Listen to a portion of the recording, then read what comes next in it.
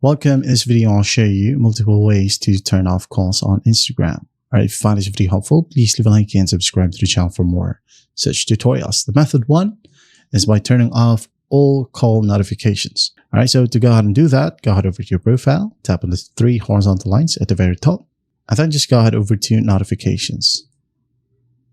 Now in here, let's go ahead and tap on calls and turn this off. Alright. And this one silences incoming calls completely. Alternatively, you can choose from profiles that follow to stop spam from strangers. Now, the other option, you can go ahead and mute calls for specific people. Let's go ahead over to our DM section. Now, let's say I wanted to mute this person. I'm just going to tap and hold their profile and then tap on mute calls. That is it. That's how simple it is to turn off calls on Instagram. Alright, so as a bonus, you can go ahead and block system permissions or hard block.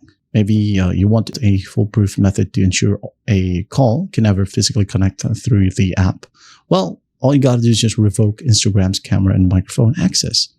Right, to go ahead and do that, you gotta find the app icon, tap and hold, tap on the information icon. These steps will be different for iOS, but just go ahead over to the app section and permission section. Okay, tap on it.